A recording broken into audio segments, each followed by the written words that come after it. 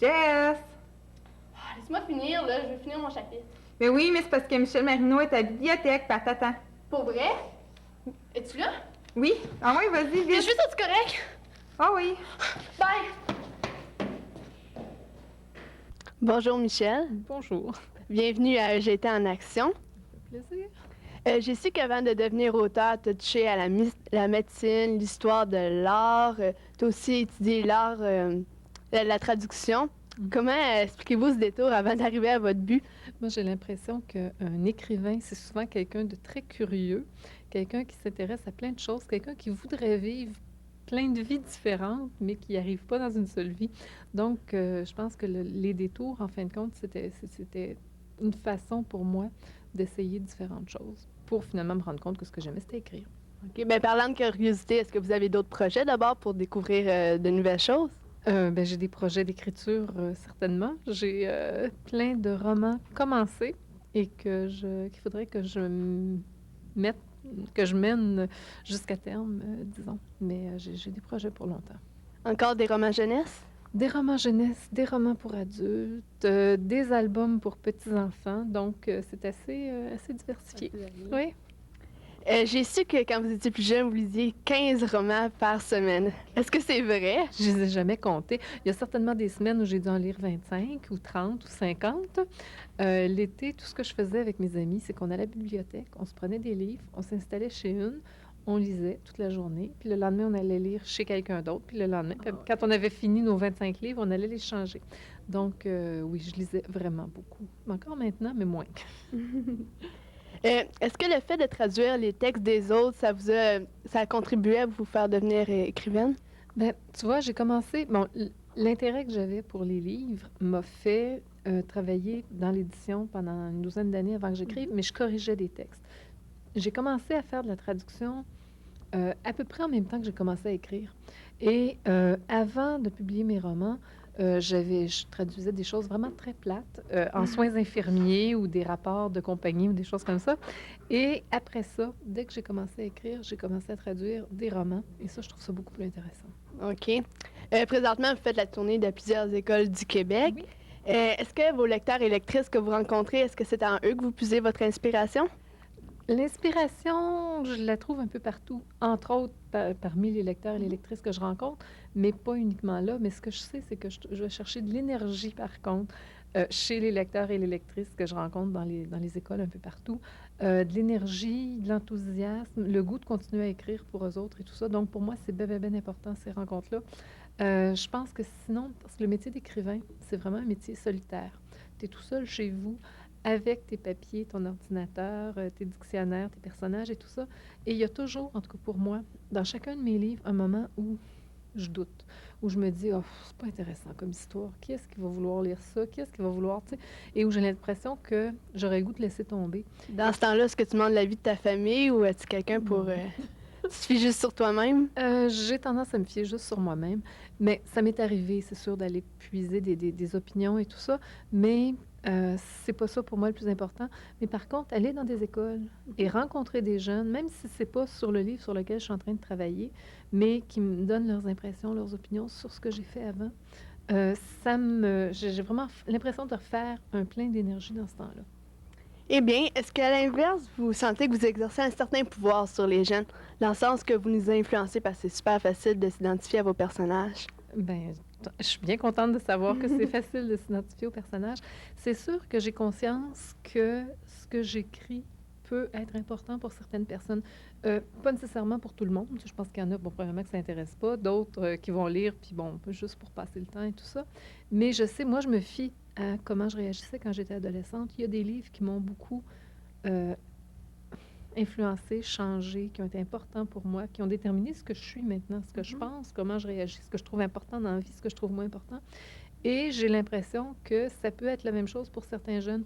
Donc, c'est clair que pour moi, c'est important de ne pas écrire n'importe quoi, c'est-à-dire pas me débarrasser ou, tu sais, me dire, oh, je vais mettre ça, puis, tu sais, ils verront rien ou je sais pas quoi. Je fais énormément confiance à l'intelligence, la sensibilité et le talent des jeunes qui lisent ça. Et j'essaie de faire des choses le plus honnêtes possible, si tu veux, Et donc, c'est ça. Puis d'aborder des sujets qui, moi, me préoccupent. Et je me dis peut-être que ça préoccupe certains des jeunes qui les lisent. Ou, tu vois, donc, c'est le genre de choses que je fais. Et c'est sûr que j'ai conscience que pour certaines personnes, c'est important. Et donc, pour moi, entre autres, quand j'aborde certains sujets, que ce soit la sexualité, la mort, la vie et tout ça, je me pose la question sur qu'est-ce que moi, je crois ou qu'est-ce qui me semble important ou qu'est-ce que je trouve essentiel ou je sais pas quoi, pour que justement ce soit clair ce que je passe comme message, là, mettons. C'est d'ailleurs pour ça que vos livres sont bons. Dans un de vos romans, Les vélos n'ont pas d'état d'âme. Premièrement, dans vos romans, les états d'âme de vos personnages sont bien présents. Ben moi, j'aime bien lire des livres dans lesquels on sent les émotions des personnages. Moi, il y a une phrase de ce roman-là qui m'a intriguée. J'aimerais ça que vous me l'expliquiez. Vous dites « Les états d'âme, c'est une invention d'écrivains qui n'ont pas d'histoire à raconter. » Bon, là, ça, c'est l'opinion d'un personnage du livre. C'est pas nécessairement mon opinion à moi. C'est, bon, le personnage, je pense que c'est Marco dedans, qui est un garçon qui a l'air d'être peut-être aimer l'action, les choses pas trop compliquées, tout ça. Il trouve que les filles, c'est très compliqué. Et il trouve aussi que, justement, quand les professeurs demandent dans des tests ou je sais pas quoi, d'expliquer les états d'âme des personnages, il trouve que c'est... Ça, comment dire, c'est léger, ça bouge. Ça le rejoint pas. Ça le rejoint pas, c'est ça. C'est pas comme un cours de mathématiques ou une question de mathématiques où il y a une réponse ou bien une démonstration de physique ou de chimie ou je sais pas quoi. Donc, il y a un peu de difficulté avec ça. Et bon, il parle contre ça, mais moi, je trouve pas que c'est des inventions d'écrivains qui n'ont rien à dire. Mais bon, je voulais faire un personnage. J'aime bien faire des personnages aussi qui sont différents les uns des autres, qui peuvent s'affronter ou confronter des opinions différentes ou qui n'ont pas nécessairement les mêmes goûts tout le temps. Ce serait plate. Donc... le roman La route de Shifa a été inspiré de un de vos rêves. Est-ce que vous avez d'autres romans qui ont d'abord été un songe? Pas vraiment, je pense pas en tout cas. Mais c'est sûr que les rêves, les souvenirs d'enfance, les idées folles qui te passent par la tête, les impressions, certaines images qui nous viennent même éveillées, moi, c'est ça qui est à l'origine des romans que je fais. J'écris pas, comment je dirais ça, à partir d'idées théoriques ou sur un thème abstrait et tout ça. J'écris à partir de personnages, à partir de situations, à partir de flashs très, très concrets, si tu veux.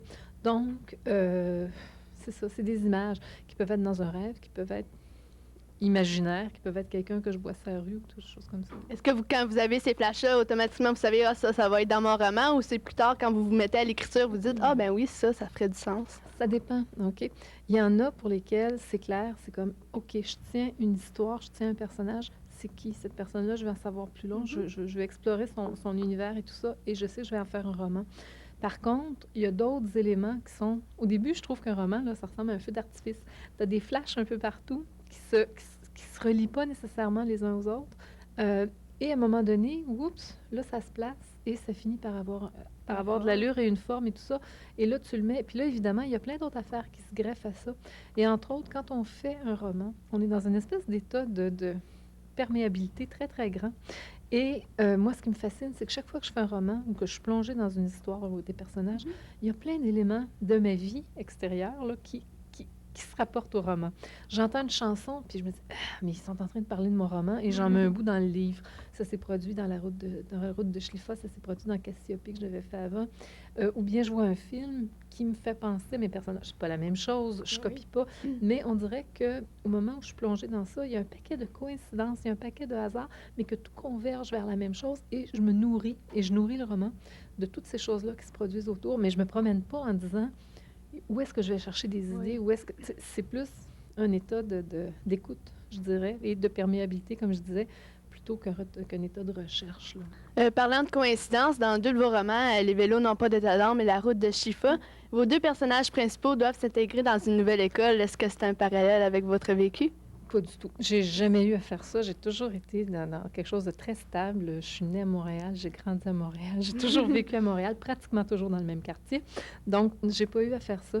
Et ça, c'est plus un hasard qu'autre chose. C'est que pour la route de Schlifa, je tenais à le faire comme ça parce que j'étais allée dans une école où justement il y avait des jeunes d'un petit peu partout. Donc, j'avais le goût qu'on commence avec un milieu scolaire et l'idée de s'intégrer et tout ça. Pour l'autre, c'est que à l'origine, les vélos n'ont pas d'état d'âme devaient faire partie d'une collection qui n'était pas chez mon éditeur habituel, c'est-à-dire chez Québec Amérique, mais qui devait faire partie d'une collection qui s'appelle Faubourg Saint-Roch, chez Pierre Tisser.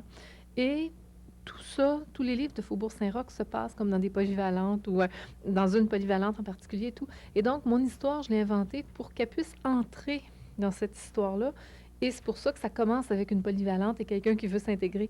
Probablement que s'il n'y avait pas eu l'affaire de Faubourg Saint-Roch, j'aurais peut-être abordé l'histoire autrement ou différemment. Mais là, c'est justement un concours de circonstances qui a fait que effectivement, ça commence comme ça. Bon, je pense que mes prochains ne seront pas comme ça nécessairement. J'ai pas le goût de répéter. Non, mais moi, ça m'agace un petit peu, tu sais, que les deux qui se suivent commencent un petit peu de cette façon-là. Bon, on remarque, les histoires sont complètement différentes, donc je pense que puis le ton des romans est différent, les personnages aussi, l'attitude et tout, ce qui fait que finalement, j'ai pas l'impression que j'écris deux fois la même chose, là, j'espère.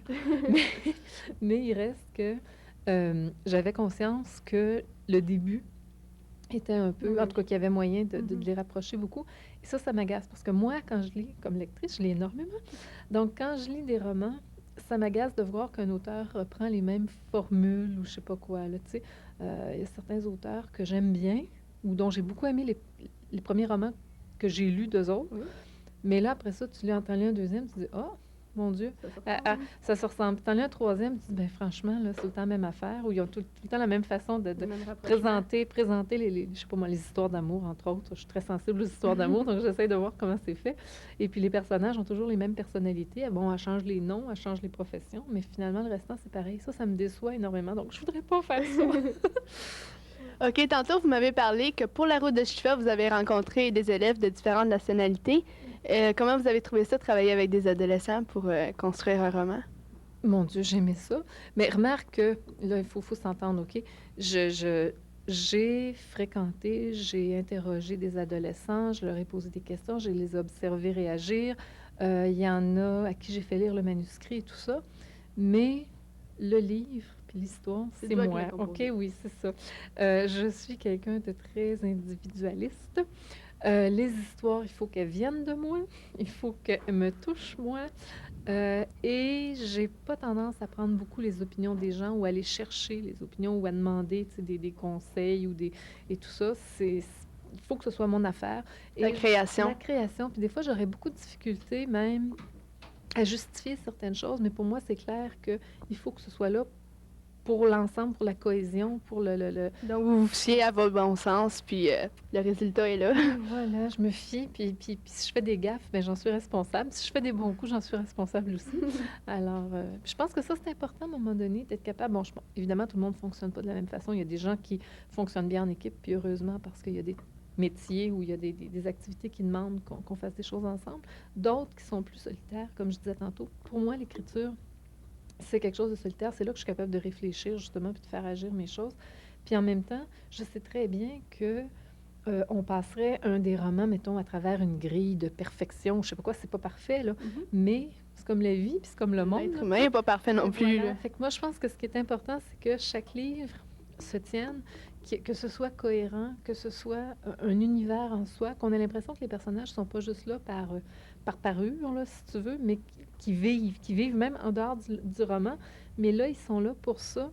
Et avec les qualités, avec les défauts, il y a une voix, il y a un ton, il y a une cohésion, comme je disais peut-être tantôt, une cohérence. Puis ça, je trouve ça, en tout cas, je trouve ça important, y compris avec les défauts. OK. Les recherches montrent que les filles lisent davantage que les garçons. Pourquoi cet écart, selon vous? J'en sais rien. Bonne question. Oui, bonne question. Écoute, je pense que c'est très particulier aussi à chaque individu. Je pense qu'effectivement, dans l'ensemble, tout le monde semble dire que les filles lisent plus que les garçons. Sauf que moi, entre autres, dans ma propre famille, j'ai une expérience complètement différente. C'est-à-dire que mon fils, Philippe, lit énormément. Il a quel âge? Il a 15 ans. Il est en secondaire 4. Tu as 2 enfants, si je ne me trompe pas. Puis il y a Catherine qui est en secondaire 1, qui a 12 ans.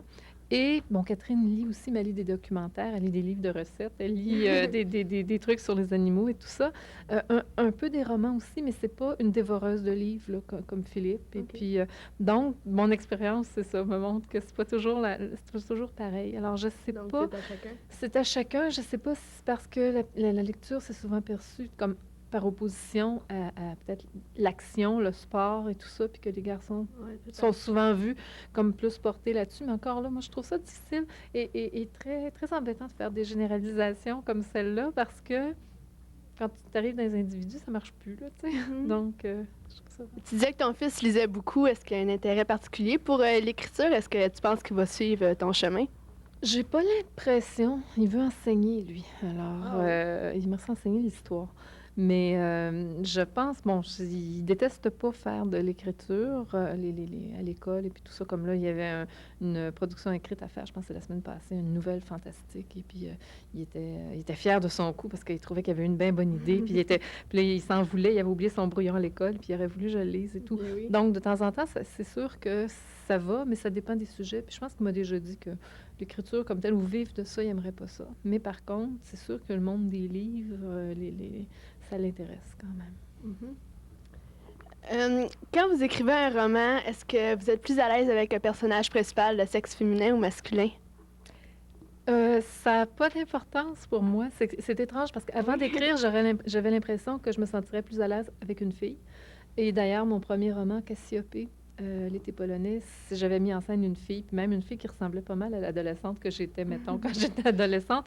Je pense que c'était déjà tellement nouveau faire de l'écriture ou écrire quelque chose. J'avais déjà tellement peur que je me disais, au moins, je vais écrire quelque chose dans lequel je me sens à l'aise, dans lequel je me reconnais, ce qui fait qu'au moins, les gens pourront pas dire, ça n'a pas d'allure, tu sais, parce que je vais pas dire, oui, ça a de l'allure. Bon, donc, j'avais l'impression que ce serait plus crédible. C'est comme une sorte de sécurité pour toi. Une sorte de sécurité, mais justement, après les 2 romans qui mettent en scène le personnage de Cassiopée, je me suis dit que, justement, j'avais peut-être plus besoin de cette sécurité-là, puis qu'au contraire, j'avais le goût d'explorer autre chose. Je pense que l'écriture, pour moi, c'est vraiment une façon de vivre des vies différentes de la mienne, d'explorer des facettes de moi ou du monde qui m'entoure, des facettes différentes aussi.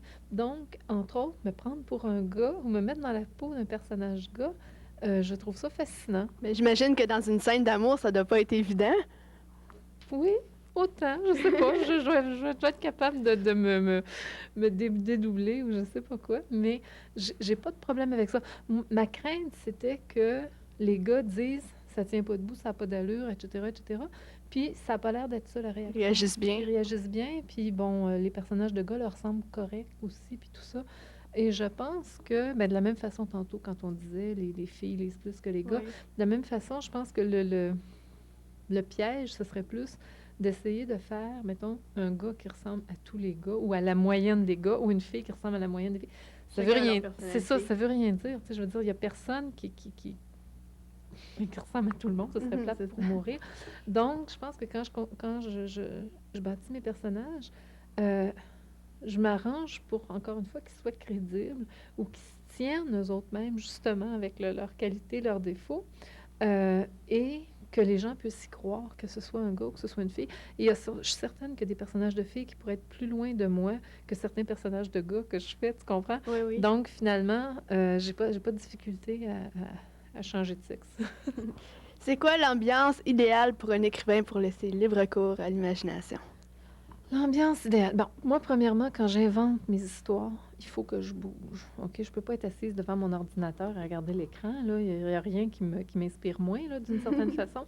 Donc, il faut que je bouge, il faut que je rêvasse, il faut que je sois dehors. Je marche, je fais du vélo. Je suis quelqu'un qui a besoin de active. bouger. Je suis active et tout ça. Puis sinon, je pense que je serais pas capable d'écrire. Si je marchais pas, là, si je faisais pas de vélo, de ski de fond et tout ça, je voyais pas des arbres et des nuages, là, puis qu'il n'y a pas de vent un peu, là, j'y arriverais pas. Donc, pour inventer les histoires, il faut que je sois dehors comme ça. Par contre, quand j'écris, parce qu'à un moment donné, il faut bien les mettre sur papier, ces histoires-là, sinon ce serait trop facile. Là, il faut que ce soit très calme. J'ai d'ailleurs de la difficulté à réunir les bonnes conditions. Je ne peux pas travailler quand il faut dire que ma salle de travail est dans la même pièce que la télé, le système de son, la porte d'entrée chez nous et tout. Ça fait qu'évidemment, dès qu'il y a quelqu'un dans la maison, il ne faut pas que je pense à travailler. Ou alors la nuit, ça j'aime ça. La nuit, pour moi, c'est l'idéal, mais avec une famille, ça marche pas très bien non plus, mais en tout cas, j'essaie de me débrouiller. Donc, du calme, personne autour, de préférence la musique, mais pas avec des paroles, là, tu sais, ou alors des paroles que je comprends pas, ça c'est correct. Des chansons en corse ou en grec, il n'y a pas de problème, ça me dérange pas trop. Et donc, à ce moment-là, avoir beaucoup de temps devant moi, je suis pas capable d'écrire D'écrire sous pression? D'écrire sous pression, Ou de me dire, bon, ben là, je dispose de 2 heures, j'ai